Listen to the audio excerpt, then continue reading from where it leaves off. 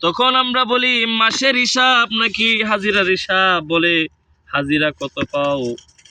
বলে হাজিরার মধ্যে আসলে পাই 30 টাকা, হাজিরার মধ্যে না আসলে ভর্তুকি যাই 15 টাকা। কালকে থেকে ডিউটি করতেছি 12 জন লোক, ওইদিকে তারা 0 টাকা ইনকাম করেছে। আমরা এদিকে 7 জন এসে 2 ঘন্টা সাব্বির ভাই ঘুমাই রয়েছিল। সবাই মিলে সন্ধ্যা পর্যন্ত, সূর্য ওঠার পর থেকে সূর্যাস্ত পর্যন্ত আমরা সবাই মিলে রুজি করেছি। কত টাকা? 25 টাকা। গড় পিছে পড়ে নাই 5 টাকা। এমন একটা অবস্থা, বাড়ি থেকে যখন বলে টাকা পাঠাও টাকা পাঠাও, টাকা কোত্থেকে পাঠাবো? শরীরটা এদিকে এমন তাবান, এমন দুর্বল হয়ে গিয়েছে, শরীরের দিকে তাকাইলে মানুষ মনে হয় না, শরীরের দিকে তাকাইলে জানোয়ারের মতো মনে হয়।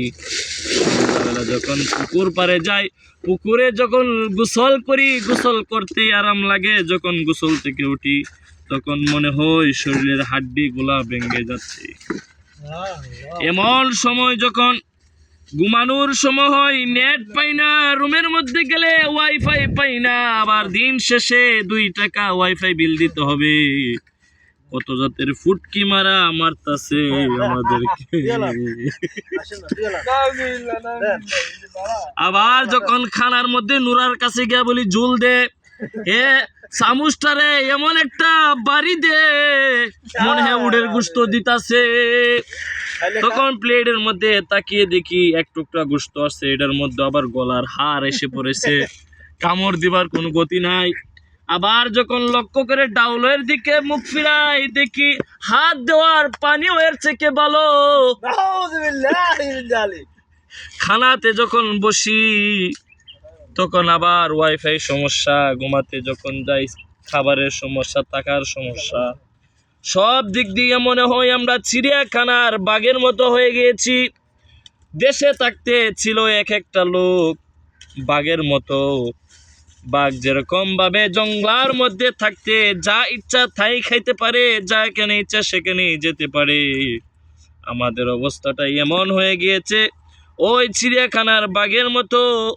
নির্ধারিত খাবার ছাড়া অন্য কিছুই পাই না। সকালবেলা 2টা রুটি পাই, এও ক্ষীরটা ভালো পড়ে না। ক্ষীরের মধ্যে রাতের খাবার, দিনের খাবার সবগুলো দিয়ে দিয়ে আবার ফাঁকে ফাঁকে হায়দ্রাবাদের বিরিয়ানিটা যখন আসে, বিরিয়ানির ফাঁকে দিকে আবার বেগুনও পাই। এটা কেমন খাবার যে বিরিয়ানিতে আলুও পাওয়া যায়, গোশতের থেকে আলু বেশি, ফাঁকে ফাঁকে কালো কালো বেগুনও পাওয়া যায়। তখন বলে এটা নাকি হায়দ্রাবাদের বিরিয়ানি। যখন মুরগের মধ্যে নেই তখন মনে হয় আহা কি স্বাদ, না খায়া ভালো একটা দিন দেখা মরে যেতাম, ভালো ছিল। ওই সমস্ত লোকদেরকে হাসরের ময়দানে আল্লাহ তাআলা তুলবে আর বলবে 3 মাস লোক গলা এসেছিল, তাদেরকে এমন ফুটকি মারা মারছো, বাড়িতে টাকা দিবে দূরের কথা, নিজের শরীরের খরচই তারা বহন করতে পারছে না। ঠিক কিনা বলো? ঠিক। কাজ করো।